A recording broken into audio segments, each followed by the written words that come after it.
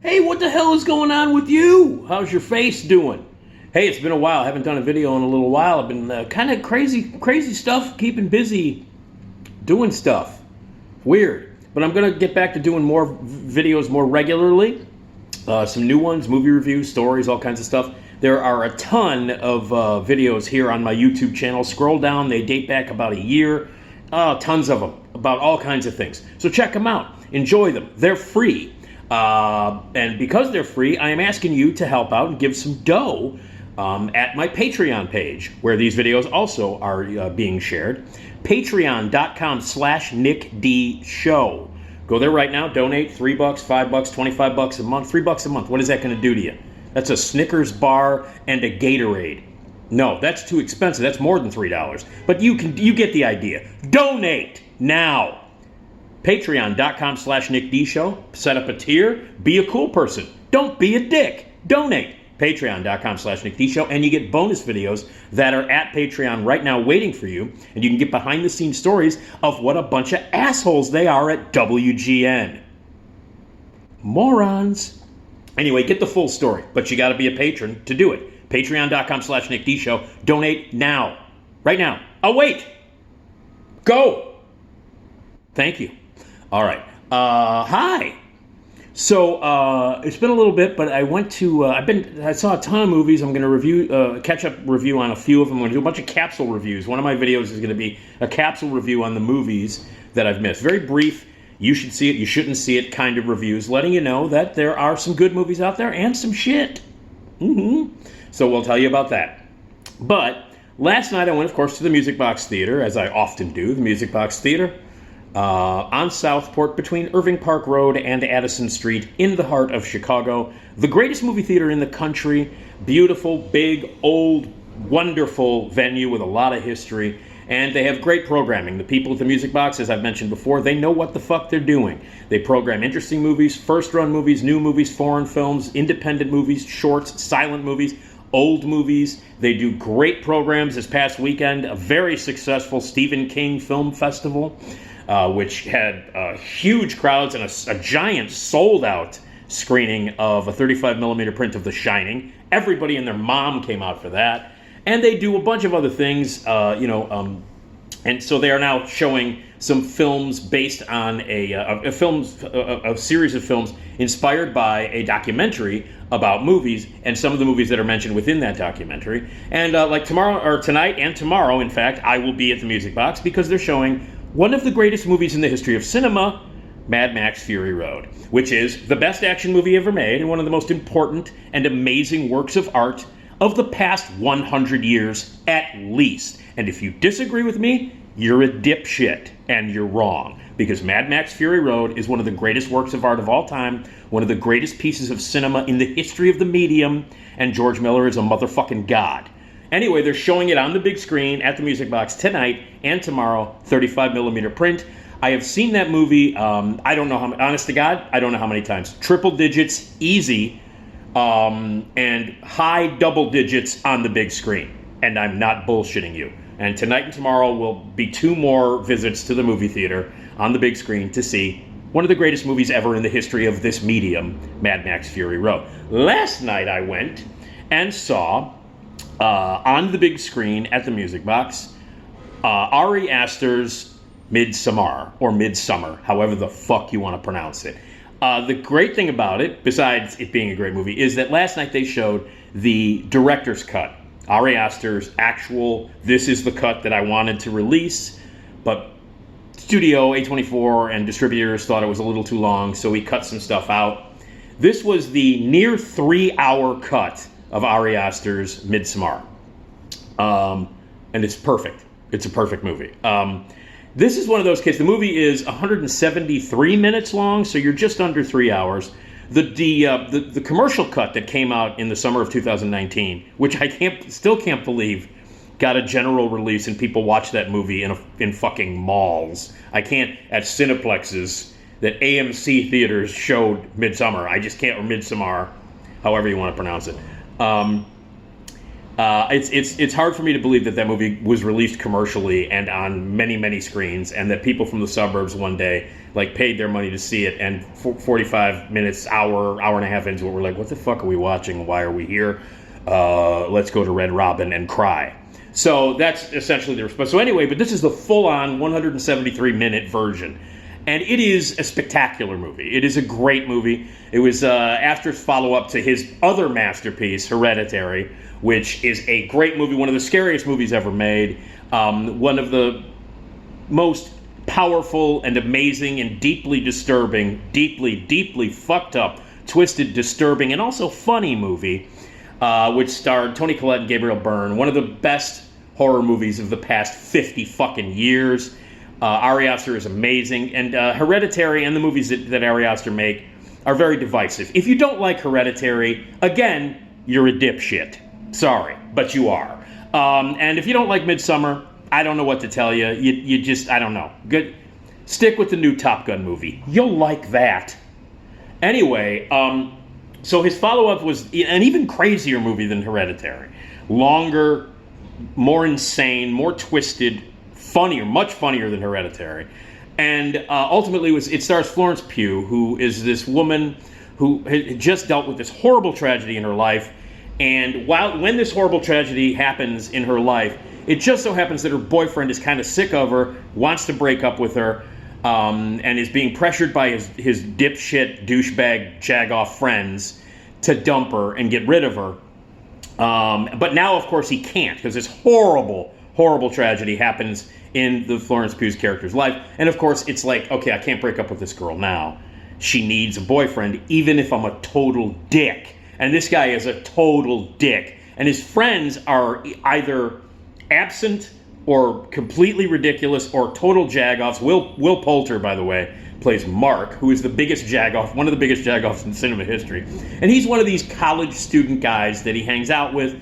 One guy is doing his thesis, and one other guy is this kind of secretive, weird Swedish guy who invites them to their family's farm in the middle of Sweden for this once-in-a-lifetime celebration, this Midsommar celebration, where they're going to witness all of these old, wonderful traditions and all of these incredible things. And so the guys are going to go. It's going to be a guy trip. The four guys are going to go. They're going to go to Sweden, hopefully get laid by a bunch of Swedish babes, go to this festival that their friend is throwing, probably party at the festival and watch all the activities, and the weird traditions and all kinds of crazy shit that's going to happen there. But unfortunately, the jagoff guy who's dating Florence Pugh's character invites her as a gesture to make sure that she's okay. Hey, come with us to Sweden. And so she tags along, even though this guy has wanted to break up with her, and he's a total fucking shallow, just insensitive prick,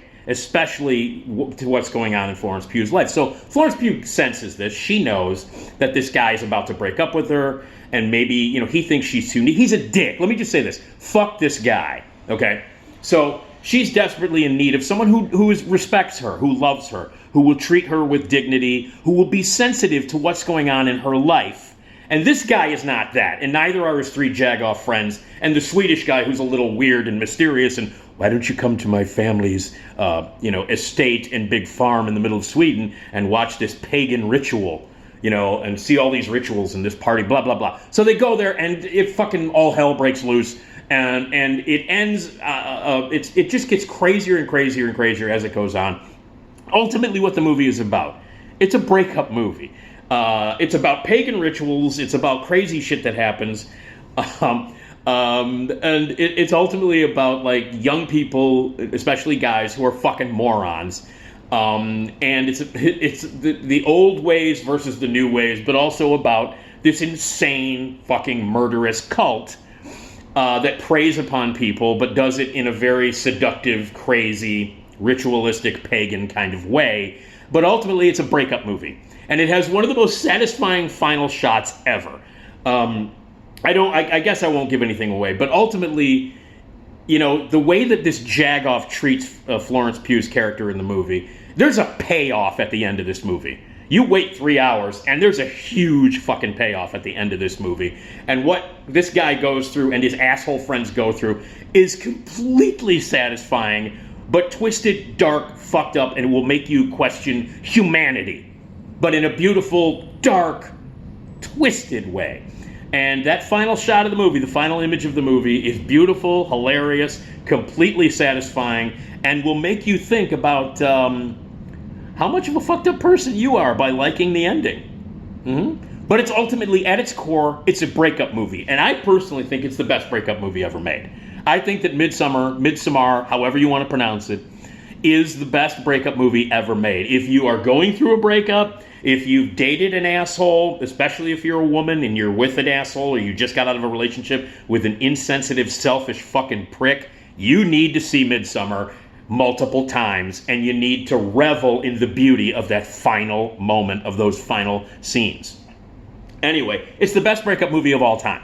Breakup movies, you watch them to get through a breakup. You watch them to forget about a breakup. Sometimes you want to revel in it. Sometimes if you've gone through a terrible breakup and it's fresh, it's difficult to watch some of these breakup movies. Some of them are hilarious. Some of them you can identify with. Some of them are like, what the fuck is this? Who would go out with this person? Why would they get married? Why would they break up? Blah, blah, blah, blah, blah. Breakup movies cover a huge spectrum. So at the top of the heap for me is Midsommar. That, I think, is the best, the most twisted, the darkest, and the funniest breakup movie that will question your morality after you watch it and you're happy when it ends because of what happens in the movie. It's brilliant. It's a masterpiece. Ari Aster is one of the most interesting filmmakers alive. He's only made 2 movies, and they're both great. One of them is one of the greatest horror movies ever made, featuring one of the greatest performances by a woman in a horror genre ever. That's Toni Collette, who's amazing in it. And again, if you don't like Hereditary, check your brain, because I think it's missing. And then Midsommar. But breakup movies. Now, here are some of my favorite breakup movies. Now, besides Midsommar, one that to me is one of the greatest breakup movies of all time is War of the Roses. Danny DeVito's brilliant black comedy with Michael Douglas, Kathleen Turner. I watch it every Valentine's Day. I think it is the most romantic movie ever made. I think it is. I've been divorced twice. So, I've got pretty much experience at this. Neither of my divorces got incredibly ugly. If you just got divorced, if you've ever been, broken up with somebody badly, War of the Roses is one of the greatest movies ever made. It's a great black comedy. It's dark. It's twisted. For a studio movie to go that dark, where, by the way, spoiler alert, they both die at the end. The couple dies at the end. I love War of the Roses, one of the greatest black comedies of all time. The best thing that Danny DeVito has ever directed. It was only his second movie as a director. And it is dark, it is twisted, and for my money, one of the most romantic movies ever made. All right. Marriage Story, Noah Baumbach's fantastic movie, speaking of divorce. Noah Baumbach's fantastic account of a love story, a marriage, and, of course, a divorce. And it gets, it's Scarlett Johansson, Adam Driver. It's a wonderful movie. It is sad. It's funny. Great supporting performances. The late, great Ray Liotta is amazing in it. Laura Dern plays a lawyer. She won an Academy Award for it. It is heartbreaking, and the acting is superlative. It is amazing. It's heartbreaking and sad. It's a wonderful movie, and if you've not seen it, unbelievable. And a great kind of salute to Stephen Sondheim. There are 2 Stephen Sondheim songs from his show Company that are performed by Scarlett Johansson and Adam Driver, especially the Adam Driver song that he does. Fantastic. If you've not seen Marriage Story, heartbreaking, awesome, breakup movie extraordinaire. First Wives Club. I like this movie. It is Bette Midler, Diane Keaton, Goldie Hawn. 3 legends. They have dealt with assholes in their whole lives, so they form a club, the First Wives Club. Very entertaining movie, fun breakup movie. Gone Girl. David Fincher, Ben Affleck, Rosamund Pike. It's I think it's a lovely film.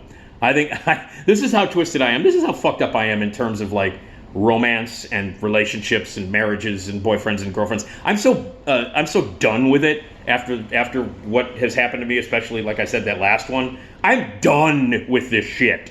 It's just ridiculous. So any movie that deals with horrible breakups where people are awful to each other, that to me is the truth, especially if murder is involved. That could be a good thing. So Gone Girl, I'm right up there. 500 Days of Summer, which I think is a great film, a beautiful movie. And a movie that I think, like, right from the beginning, Joseph Gordon-Levitt should have known there was going to be a problem, because the first thing that Zooey Deschanel says to him is, "Oh, I love the Smiths." No, get out of the elevator, quick. Don't talk to this woman. Her favorite Beatle is Ringo? No. But a beautiful movie with great performances, also heartbreaking, accurate because it doesn't work out. So it's accurate. The Breakup, which is a terrible movie with, I have to mention it because it's called The Breakup. Jennifer Aniston and Vince Vaughn. Yes, those two are in it, which of course indicates that it's going to be shit, and it is shit. I remember when I reviewed it on the Steve Cochran was doing the Saturday morning shows at the stupid ass worthless car wash. And I reviewed it with him, and I remember the first thing I said, because I saw it in a crowded theater with a bunch of white people, a bunch of young white people, and they just loved it. You know, like there's like 20-somethings, late 20s, early 30s, that kind of very, very white crowd, and they, you know, friends crowd. You know what I mean? Like people who like Vince Vaughn and people who like Jennifer Aniston. White people. So they were there, and I remember just like, I thought the movie was horrible, and I hated it, but everybody around me, yeah, man, yeah, dude, oh, yeah, man, yeah. They didn't have White Claw then, but it was like, yeah, let's go get a White Claw, man, yeah. So, but the first thing I said when I reviewed it on the radio was, I don't want to be a white guy anymore. I'm done. If this is what if this is how I'm supposed to behave, and these are the movies that I'm supposed to like as a straight white guy, I'm done. I'm going to cash in. Anyway, it sucks. Blue Valentine. Oh, that's a great one. Yeah, I had a very interesting adventure watching that movie for the first time. I watched it while I was stuck in the guest room in our condo while we were about to get divorced, my ex and I was sequestered to the guest room. And so I spent a bunch of time, and we had to cohabitate for about 5 months under those conditions. Oh, it was a pleasure. This was when I was still drinking. Drank a lot of whiskey, stayed in that guest room for a long time, and watched Blue Valentine. I'm not going to say anything more, but imagine being sequestered in the guest room of a place that you lived in for like 3 years and cohabitated with, but now you had to stay in this room because of the person that was with you was like, yeah, we're done. We're done. So stay in this guest room. Okay, all right, I'll do that. And so while you're in the guest room, you drink whiskey and you watch Blue Valentine. I won't even tell you anything more about it. Ryan Gosling is in it. Michelle Williams is in it. It's a great film. But under those circumstances, think about that. When next time you watch Blue Valentine, great breakup movie. Call Me by Your Name, beautiful film. Armie Hammer, and my boy Timothée Chalamet, my Muad'Dib. Wonderful movie, heartbreaking movie, with a final shot with the Timothée Chalamet, the beautiful Muad'Dib. I love him. Crying, beautiful breakup movie. Eternal Sunshine of the Spotless Heart, Jim Carrey, Kate Winslet. What can you say about that? Great breakup movie. La La Land, Ryan Gosling. And Ryan Gosling, by the way, shows up on my list about 4 times. Ryan Gosling, Emma Stone, much better than Moonlight. You should have won Best Picture. You know it. You know it's true. You know Moonlight's a bunch of pretentious bullshit. La La Land is a great movie, great musical, and I did not, when I first saw it, I thought it was going to be, oh, La La Land, and it starts out all happy. By the end, you want to kill yourself, which means it's accurate. La La Land, fantastic breakup movie. The Wedding Singer, one of the few Adam Sandler movies that doesn't suck ass completely and hard. It's still not very good, because he's not, unless Paul Thomas Anderson is involved, it's not unless it's Uncut Gems or a couple of other movies, but for the most part 90% of Adam Sandler's movies are all shit. Wedding Singer is not shit, but it's also not very good, but it's a fun breakup movie. Let's see, what's this? Crazy Stupid Love. Look, Ryan Gosling pops up again.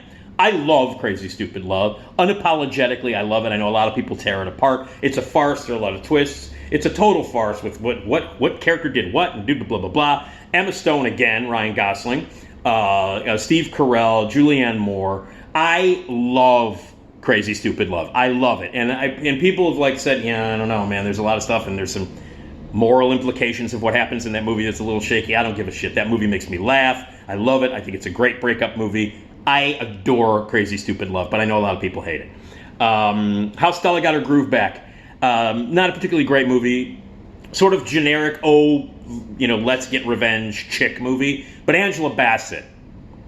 I mean, come on, man. It's Angela Bassett. I mean, Strange Days alone gets her a lifetime pass. Anyway, Angela Bassett's a goddamn national treasure. So to watch her in even a kind of a generic, hey, I've got to get over my broken heart chick flick, she's great. So, High Fidelity. Can't really talk about it because I did an adaptation, sort of adaptation of that book, High Fidelity. Back in the late 90s, I did a play called The Vinyl Shop. which I co-wrote and directed. So it's very difficult for me to be subjective about my thoughts on John Cusack's version of High Fidelity. It sucks. Forgetting Sarah Marshall, a really enjoyable movie. I don't really need to see Jason Segel's flaccid penis ever again in my life. And there are long sequences. I think there's at least 64 minutes of footage that's dedicated just to looking at Jason Segel's flaccid penis. If I remember correctly, I think it is about an hour and 4 minutes worth, or it seemed that way. But, you know, Mila Kunis is wonderful in it. The lovely Kristen Bell plays Sarah Marshall. But I can't forgive the filmmakers for introducing us like worldwide to Russell Brand. I can't. You're not forgiven for that, Nicholas Stoller. He can't be forgiven for that. By the way, he's got a movie coming out that Billy Eichner co-wrote, and Billy Eichner is in, and it is a rom-com told from the point of view of gay men. It's called Bros, and it looks fucking great. And unfortunately, it's groundbreaking. 2022, this is a groundbreaking movie, a gay rom-com put out by a big studio in multiple theaters. It took till 2022 for a gay rom-com to get released hugely across the country. Anyway, Billy Eichner rules, and I'm looking forward to Bros. Same director as Forgetting Sarah Marshall. Good breakup movie. And then there are Birds of Prey, which is a Harley Quinn thing. Now, you know I'm not a comic book guy, but that's a breakup movie. Harley Quinn ends up getting dumped, I guess, by the Joker, and it's Margot Robbie, and it's not a particularly good movie, but it's dark, it's twisted, it's a breakup movie. And then there's Closer. Jesus Christ, why am I blanking on his name? Elaine May and Nichols, Mike Nichols. It's Mike, wow. Whew. It's early, by the way. It's very early in the morning. Mike Nichols' tremendous movie based on the play with Clive Owen and Jude Law, Julia Roberts, and the great Natalie Portman. It is dark, it is cynical, and it is truth. If you hate relationships, if you've had it like I have, if you've had enough of it over the years where you've dated or you've been with people who turn out to be assholes, or almost every relationship you've ever, not every relationship you've had has soured, or you did some terrible breaking up, and I've broken up with women in not a good way. I've broken a few hearts in my time. And I've had my heart broken a few times. And yes, I am still bitter about many relationships and girlfriend, boyfriend, husband, wife stuff that I've been through. And that, of course, reflects in the kind of movies that I like. I think Closer is a wonderful movie. I think Closer is a movie to watch on Valentine's Day. So I also think War of the Roses is a wonderful Valentine's Day movie. In fact, on Valentine's Day, I hosted a screening of it for my film club at the AMC Rosemont Theater. We had a nice big crowd. I think it's one of the most accurate and genuine depictions of marriage ever, War of the Roses. But the one that started all this in this conversation was, because I saw it last night, Midsommar, the greatest breakup movie of all time, with one of the most gratifying endings ever. If you've ever been in a relationship with a selfish asshole, if you've ever been like, man, this person is a dick, you will love Midsommar, and you will especially love the ending. So there you go. Breakup movies. If you've got more of them and you want to throw them on there, hey, go ahead, do it. I would love to hear from you. All right. Thank you.